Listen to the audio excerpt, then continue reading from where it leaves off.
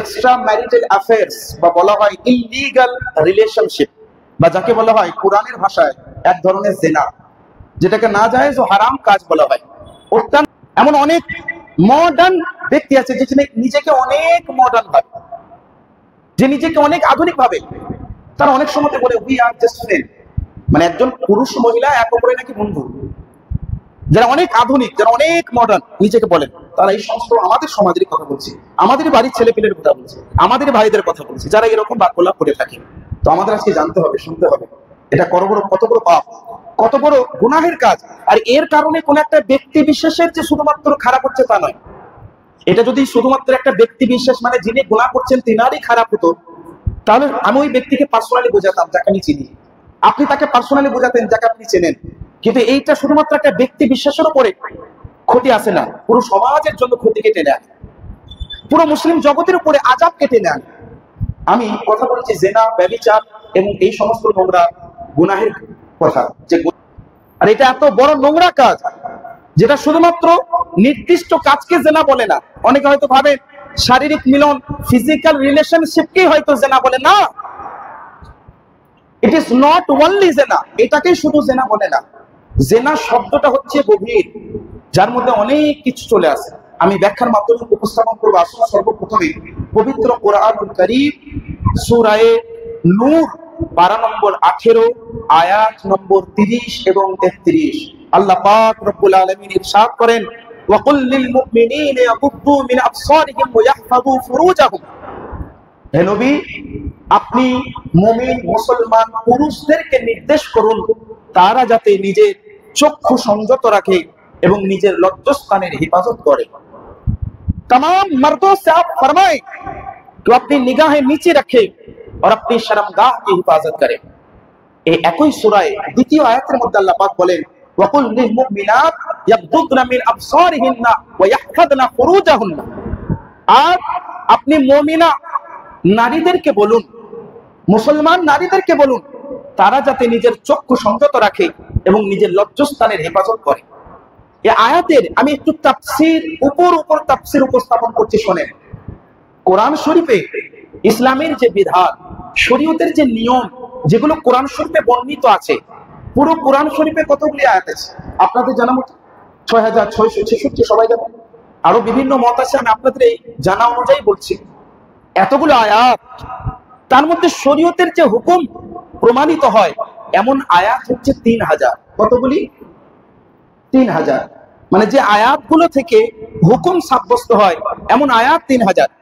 এই সমস্ত আয়াত যেখানে পুরুষ এবং নারীদেরকে হুকুম দেওয়া হয়েছে, মনে রাখবেন ওখানে বিশেষভাবে পুরুষদের জন্য প্রোনাউন ব্যবহার হয়েছে। যেমন আমি আপনাদেরকে বলি, আমি আপনাদের কাউকে যদি বলি এই আনতুম মানে আপনারা, আপনাদেরকে আরবিতে বলা হয় আনতুম মানে তোমরা, মানে আপনারা। কিন্তু এইরকম শব্দ বলে তোমরা বলতে তোমরা পুরুষরা এবং তোমরা মহিলারা, তোমাদেরকে বলছি। মানে আল্লাহ পাক কোরআনে বিভিন্ন জায়গায় যেখানে হুকুম দিয়েছেন এই কাজটা করি বা নামাজ পড়ো, নামাজের বিধান নিয়ে নিন। আল্লাহ পাক বলেন সল্লু ওয়ারকাউ ওয়াসজুদু। ওয়ারকাউ মানে তোমরা রুকু করো, কারা? পুরুষরা না মহিলারা? এখানে যে প্রোনাউন ব্যবহার হয়েছে মানে ইম্পারেটিভ সেন্টেন্স, হুকুমবাচক বাক্য, এটা পুরুষদের জন্য না মহিলাদের জন্য? এটা যদি আরবি ব্যাকরণগত আপনি লক্ষ্য করেন, ওয়ারকাউ মানে পুরুষরা তোমরা সাজদা করো, ওয়াসজুদু মানে পুরুষরা তোমরা সাজদা করো, ওয়ারকাউ তোমরা রুকু করো। বিশেষ করে পুরুষদের জন্য শব্দ ব্যবহার হয়েছে, কিন্তু হুকুমটা পুরুষ ও নারী সবার জন্য। কিন্তু স্পেসিফিক ভাবে নারীর কথা বলা হয়নি, স্পেসিফিক ভাবে পার্টিকুলার মহিলাদের বিবরণ নেই। মানে ওয়ারকাউ তোমরা রুকু করো, সে তোমরা পুরুষ হও বা মহিলা, তোমরা সাজদা করো, তোমরা পুরুষ হও বা মহিলা। কিন্তু লক্ষ্য করেন, আমি একটু তাফসীর বলছি আপনাদেরকে, একটু লক্ষ্য করেন, যেখানে জেনার কথা, চক্ষু সংযত রাখার কথা, লজ্জাস্থানের হেফাজত করার কথা, ওখানে স্পেসিফিক ভাবে আল্লাহ পুরুষদেরকেও বললেন এবং নারীদেরকেও বললেন, হে নবী আপনি পুরুষদেরকেও বলুন তারা যাতে চক্ষু সংযত রাখে, নারীদেরকেও বলুন তারা যাতে চক্ষু সংযত রাখে। কেন? মহান ইবাদত নামাজ, কিন্তু স্পেসিফিক মহিলাদের জন্য ভিন্ন হুকুম নেই। মহান ইবাদত নামাজ, স্পেসিফিক ভাবে মহিলাদের কথা বলা হয়নি, পুরুষদের অন্তর্গত মহিলাদেরকেও নির্দেশ দেওয়া হয়েছে। কিন্তু যখন গুনাহের কথা, জিনার কথা, চক্ষু হেফাজতের কথা, লজ্জাস্থান হেফাজতের কথা আল্লাহ পাক বলেছেন, তো স্পেসিফিক ভাবে মহিলাদেরকেও আল্লাহ নির্দেশ দিয়েছে। তা কত ইম্পর্টেন্ট একটা বিষয় আর কত গভীর গুনাহ, মহাপাপ, যে আল্লাহ पाक ভিন্ন ভিন্ন ভাবে निर्देश प्रदान করছেন। तो यहाँ से समझना होगा कि औरतों को भी खुसूसी तौर पर अल्लाह ने अलग अंदाज में अलग आयात में हुक्म दिया। अल्लाह पाक पवित्र कुराনের আরেক জায়গায় মধ্যে বলে ওয়ালা ইয়াসনুত ওয়া মান ইয়াফআল যালিকা ইয়ালকা আসামা, যারা জিনা করে না, যারা চুরি করে না, যারা নাফরমানি করে না, আল্লাহ পাক তাদের উপর রহমত নাযিল করেন। এর একটা বিবরণ আল্লাহ কোরআনে দিয়েছেন। তারপর আল্লাহ পাক বলেন ওয়া মান ইয়াফআল যালিকা ইয়ালকা আসামা, তবে যারা এই সমস্ত নোংরা কাজ করে তাদের উপরে মহা শাস্তি, কঠিন শাস্তি আল্লাহ পাক তাদের জন্য রেডি রেখেছেন। यानी अल्लाह पाक ने जिना करने वाले तमाम लोगों के ऊपर अजाब नाजिल फरमाता है, इसका हुक्म अल्लाह ने कुरान में दिया। पवित्र कुराনের দিকে লক্ষ্য করেন, আল্লাহ পাক রব্বুল আলামিন কুরআনের মধ্যে ইরশাদ করেন আয-যানিয়াতু ওয়াজ-যানি, এটা কি নির্দেশ? যদি ইসলামিক কান্ট্রি হতো, যদি ইসলামিক রাষ্ট্র হতো, ইসলামের বিধান কি জানেন? একজন অবিবাহিত পুরুষ, অবিবাহিতা নারী যদি অবৈধ সম্পর্কে লিপ্ত হয়, জিনা করে, কোরআনের নির্দেশ হলো শত বেত্রাঘাত করো, শতবার বেত্রাঘাত করো। আর যদি বিবাহিত পুরুষ এবং বিবাহিতা নারী এই নোংরা কাজে লিপ্ত হয়, তাদেরকে পাথর বর্ষণ করে রজম করে তাদের হত্যা করে দাও। এটা হচ্ছে কোরআনের নির্দেশ।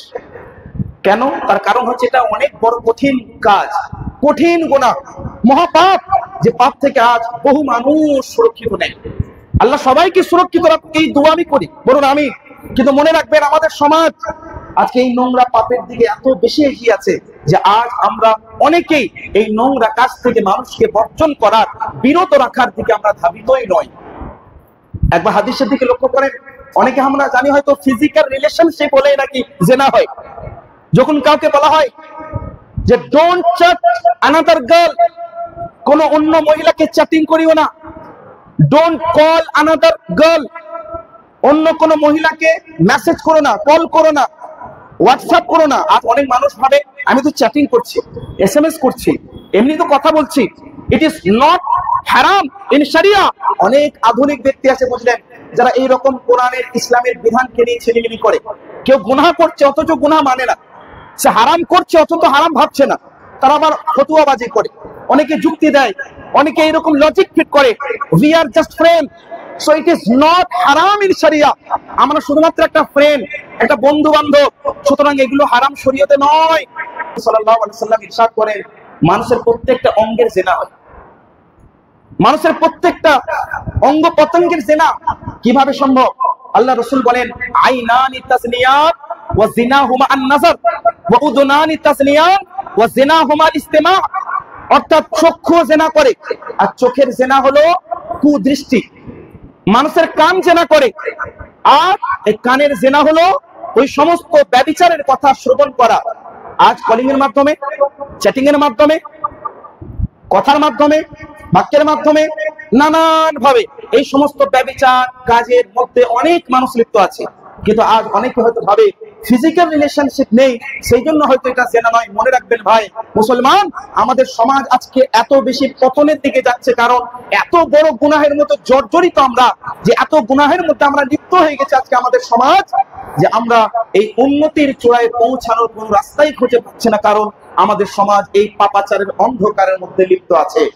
মনে রাখবেন, ফিজিক্যাল রিলেশনশিপ শুধু হলে জেনা হয় না, চক্ষের মাধ্যমে জেনা হয়, দৃষ্টির মাধ্যমে জেনা হয়, কর্ণপাতের মাধ্যমে জেনা হয়, অন্যান্য অঙ্গের মাধ্যমে জেনা হয়, অন্তরের জেনা হয়, কলবের জেনা হয়, মানসিক চিন্তার মাধ্যমে জেনা হয়, ফিকরের মাধ্যমে জেনা হয়।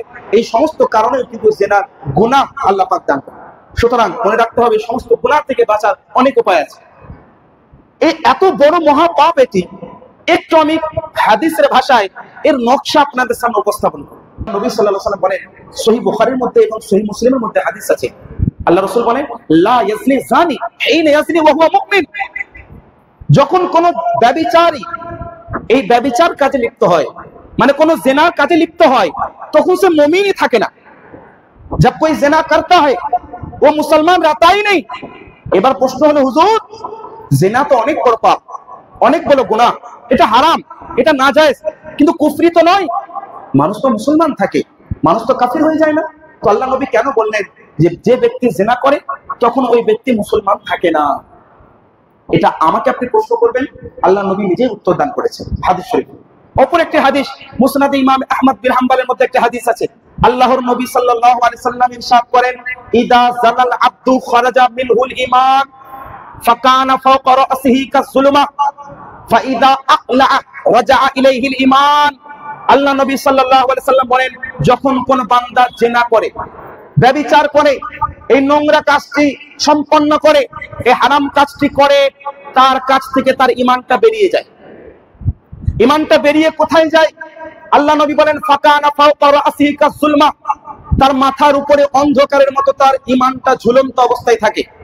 ফাইদা আকলা, যতক্ষণ পর্যন্ত ওই ব্যক্তি তওবা না করে, ফাইদা আকলা, যখন তওবা করে নাই, রাজা ইলাইহিল ঈমান, তবেই তার ঈমানটা আবার পুনরায় ফিরে আসে।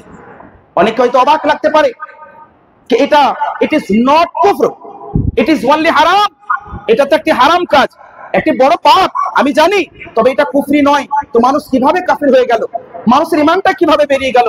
এই মর্মের এক বিখ্যাত মুহাদ্দিস, বিখ্যাত মুজাদ্দিদ, নবম শতাব্দীর মুজাদ্দিদ ইমাম মুল্লা আলী কারি হানাফি রাহমাতুল্লাহি তাআলা আলাইহি, দশম শতাব্দীর মুজাদ্দিদ, উনি বর্ণনা করেন মিরকাতুল মাফাতি শারহু মিশকাতুল মাসাবির মধ্যে উনি বর্ণনা দিচ্ছেন, শুনে নাও। মানুষের ঈমানটা ব্যভিচার কাজে লিপ্ত থাকার সময় যে বেরিয়ে যায়, এর মানে হচ্ছে একটাই, ওই ব্যক্তির ঈমানের আলো, ওই ব্যক্তির ঈমানের ওই সমস্ত কিরণ, সেগুলো সম্পূর্ণভাবে বন্ধ হয়ে যায়। তার ঈমানের আলো আর থাকে না, তার ঈমানটার মধ্যে কোনো আলো থাকে না, তার ঈমানটা বেরিয়ে মাথার উপরে ঝুলন্ত অবস্থায় থাকে। শুধু নামের মুসলমান থাকে, প্রকৃত মুসলমান এবং মুমিন থাকে না, যতক্ষণ পর্যন্ত ওই ব্যক্তি তওবা না করে।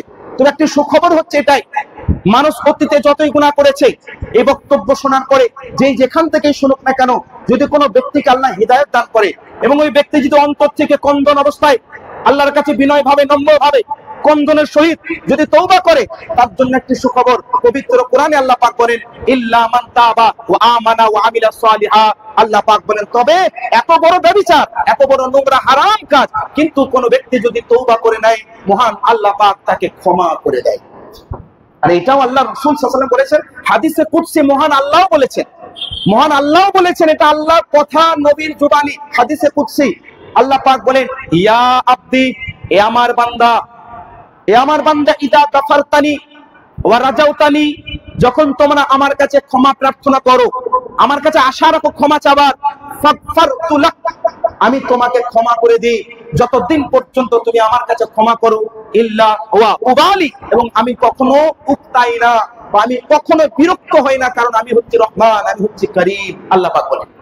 সুতরাং এটা মনে রাখতে হবে যে এত নোংরা কাজ, এত বড় মহাপাপ, কিন্তু আজ অনেক সমাজ, আমাদের সমাজের মানুষেরা এগুলো অনেক সময় করি না, দেখেও না দেখার বাহানা করতে হয়। মনে রাখবেন, এটা সমাজের জন্য কত কলঙ্ক জানেন। এটা কোনো শুধুমাত্র একজন ব্যক্তির পার্সোনাল ম্যাটার নয় যে সে বলতে পারে যে ডোন্ট ডু দিস, এটা করো না, এই কথাটাও বলতে যারা পিছু হেঁটে যায়, হয়তো অনেকে ভাবে এটা আমার পার্সোনাল ম্যাটার, আমার ব্যক্তিগত ব্যাপার। মনে রাখবেন, এটা শুধু ব্যক্তিগত ব্যাপার নয়, পুরো সমাজের উপরে আল্লাহর আযাবকে আনা হয়। বলবেন কিভাবে? হাদিস শরীফের মধ্যে আছে, আল্লাহ রাসূল সাল্লাল্লাহু আলাইহি সাল্লাম ইরশাদ করেন, ইদা যাহারা যিনা ওয়ার রিবা ফি ক্বরিয়াতিন ফাআহাল্লু বিআনফুসিহিম আযাবাল্লাহ। আপনাদের শরীরের লোম দাঁড়িয়ে যাবে হাদিসটা শোনার পরে, आपके रोंगटे खड़े हो जाएंगे इस हदीस को समाअत करने के बाद। আল্লাহ নবী বলেন, ইদা যাহারা যিনা ওয়ার রিবা ফি ক্বরিয়াতিন, যখন কোন সমাজে জেনা, ব্যভিচার এবং সুদ বেড়ে যায়, প্রকাশিত হয়, যখন এই দুইটি গুনাহ, সুদ এবং জেনা, এই দুইটি গুনাহ যখন সমাজে ছড়িয়ে যায়, ফাআহাল্লু বিআনফুসিহিম আযাবাল্লাহ, তারা পুরো সমাজের জন্য আল্লাহর শাস্তিকে আহ্বান করে। यानी एक आदमी गुनाह कर रहा है, लेकिन उस एक आदमी के गुनाह ने अल्लाह के अजाब को बुला लिया, पूरी कौम के ऊपर अल्लाह के अजाब को बुला लिया। এটা তো আল্লাহ রাসূলের বড় অবদান আমাদের উপরে, এটা তো আল্লাহ রাসূল সাল্লাল্লাহু আলাইহি সাল্লামের ইহসান আমাদের উপরে, যে আল্লাহ পাক আমাদের নবীর ওসিলাতে পুরো সমাজকে এই আযাব থেকে সুরক্ষিত রেখেছে।